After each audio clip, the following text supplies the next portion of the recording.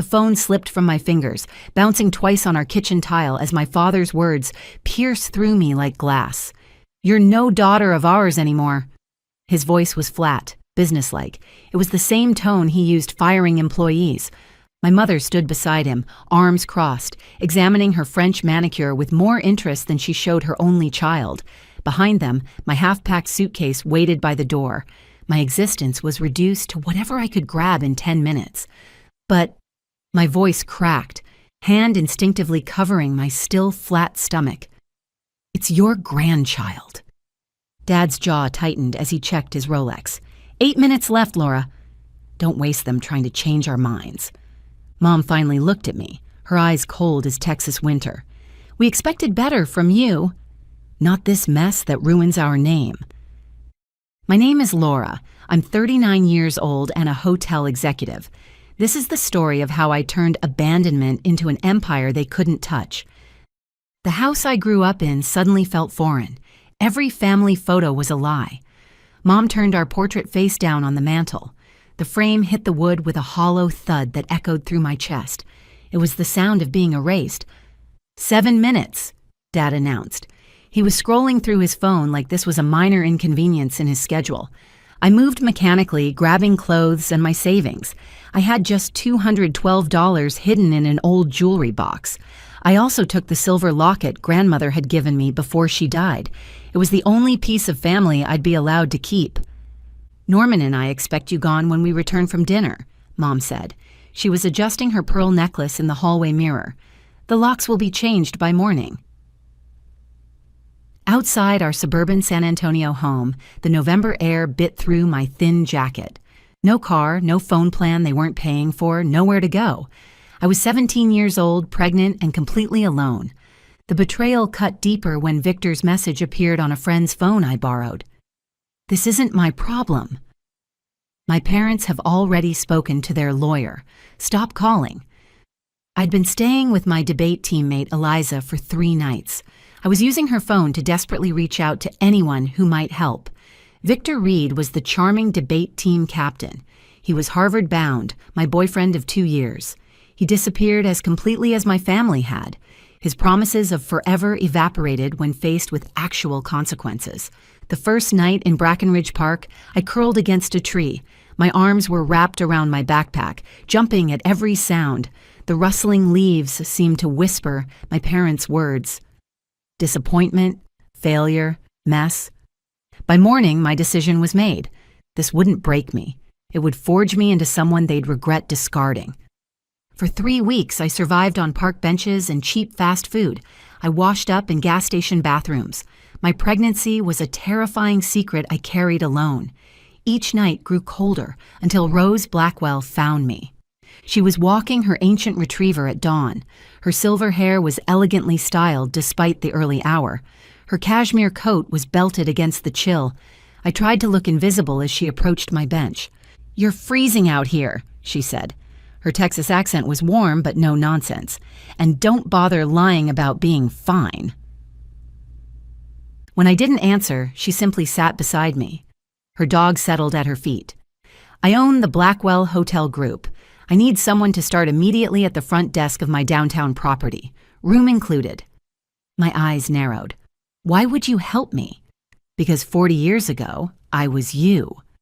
She nodded toward my stomach, except I didn't make it past my first night outside. Lost the baby, nearly died myself. She held my gaze. The difference between survival and destruction is often just one person who sees you. The next day, I followed Rose to her flagship property in downtown San Antonio.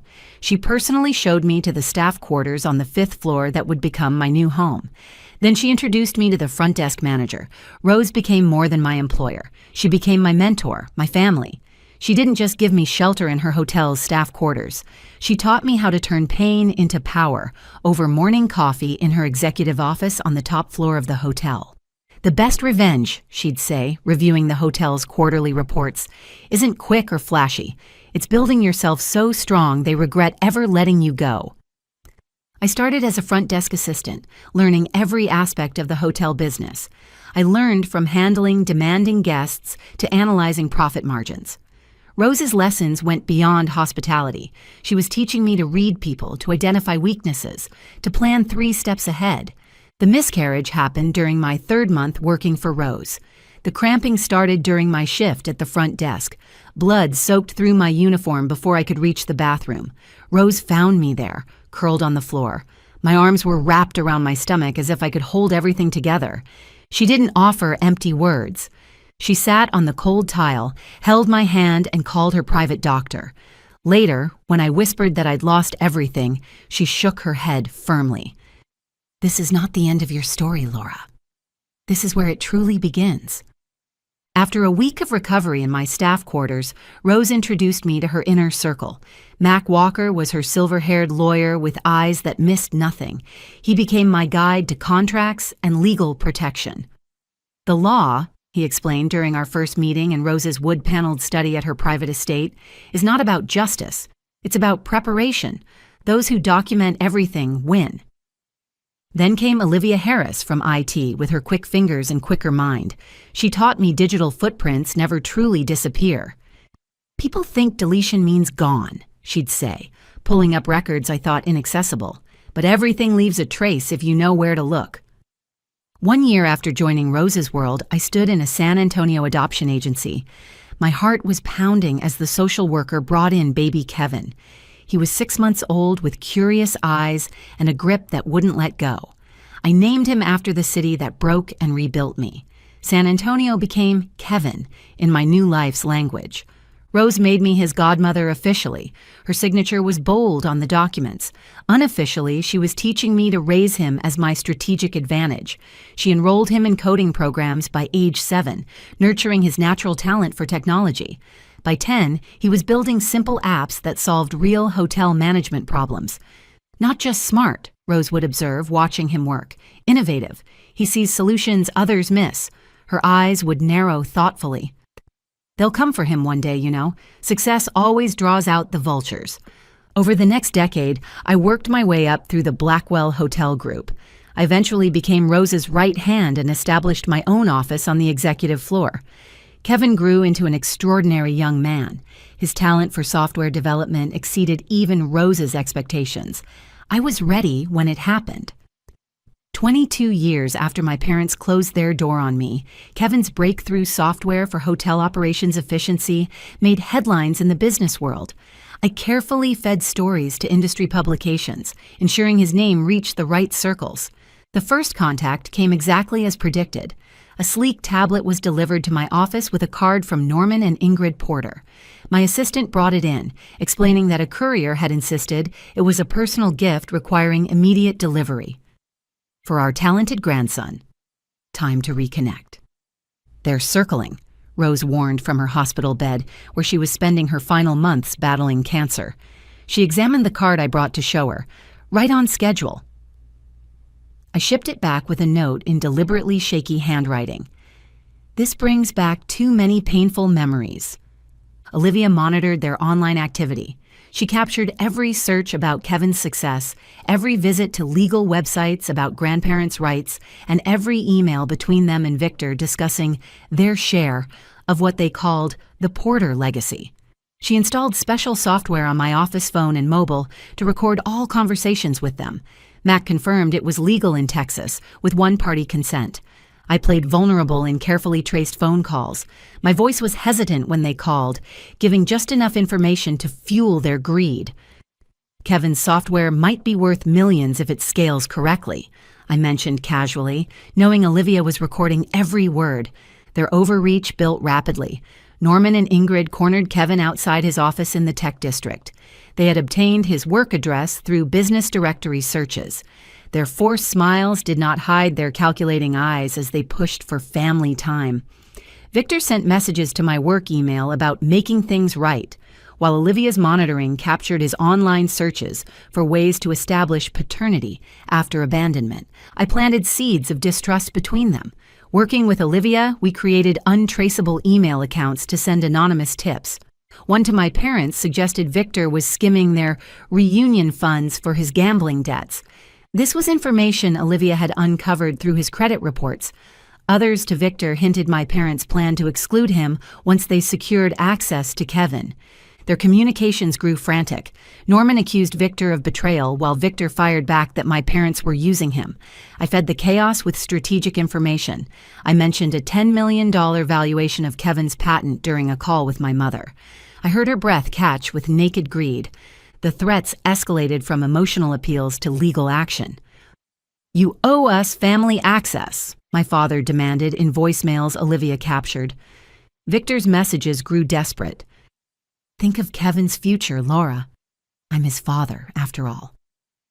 Their final move was a lawsuit claiming grandparent visitation rights and inheritance claims based on blood relationships. Mac intercepted the filing. His analysis revealed their overreach and legal vulnerabilities. The stage was set for their downfall. Kevin's keynote at the San Antonio Tech Summit drew industry leaders, investors, and media. My parents and Victor sat prominently in the front row. Their polished appearances masked the greed I'd baited. I had invited them personally, suggesting this would be our family reunion moment. Kevin began with gratitude for chosen family. His voice was steady as he gestured toward me. The screen behind him flared to life with Rose's recorded message. It was filmed 2 months before her passing earlier that year. Her face commanded attention as she declared, "Family is who stands by you, not who claims you when you shine." The crowd leaned forward as she continued. "I've watched cowards discard their own blood, then return with open hands when that blood proves valuable." Max stepped to the podium next. His expression was professional as he displayed the document they'd signed 22 years ago. It was projected in unmistakable clarity. "We, Norman Porter and Ingrid Porter, relinquish all rights to Laura Porter and any offspring, born or unborn." Gasps rippled through the room as phones captured their signatures. They were undeniable and damning. Then came the emails. Olivia's intercepts flashed across the screen. They showed their plot to leverage Kevin's success and Victor's push to play on her guilt for financial gain. The final strike was mine. I stood, turning to face them directly. "You demanded access to your grandson," I said. My voice was clear and carrying. "But there is no blood connection. I lost your grandchild the same week you threw me away. Kevin is my adopted son." The room erupted in murmurs as security moved toward my parents and Victor. Mac announced the emergency restraining orders being served on site. Their faces collapsed under the weight of the truth. No grandchild to claim, no wealth to seize, only public humiliation as they were escorted out. Their heads were bowed under the crowd's judgment. Kevin stood beside me at the reception afterward. His hand squeezed mine. "You told me I was adopted when I was 12, he said quietly, "but seeing those people who threw you away, now I understand why you raised me to be prepared for this day." The fallout was swift and complete. Clips of Norman and Ingrid Porter's disgraceful exit spread across social networks. Their real estate firm lost major contracts as clients distanced themselves from the scandal. The board removed my father as chairman within days. They sold their San Antonio home at a loss, relocating to a modest condo in Phoenix. Their social circle evaporated as former friends whispered about their disgrace. Victor faced federal charges when Olivia's anonymous tip led the IRS to his hidden accounts, uncovering years of tax evasion. His promised 6-figure settlement from my parents vanished with their assets. 6 months later, he was sentenced to 3 years in federal prison. I offered no reconciliation. My silence was a deliberate choice as their carefully constructed lives unraveled. The Rose Blackwell Foundation for Young Women became my legacy. It was funded with $2 million from her estate to support young mothers with housing, education, and job training. At the opening ceremony, I announced our first recipient. She was a 19-year-old coding prodigy with a newborn daughter and determination in her eyes. As I handed her the scholarship certificate, I thought of that cold November night, standing alone outside my parents' locked door. Sometimes, the family that matters most is the one you build from the ashes of betrayal. Last month, a letter arrived from my father. His handwriting was shaky, the Phoenix return address unfamiliar. I placed it unopened in my office safe, next to Rose's will and Kevin's first patent. After all we'd been through, I had no interest in whatever explanation or apology it might contain. Some words come too late to matter.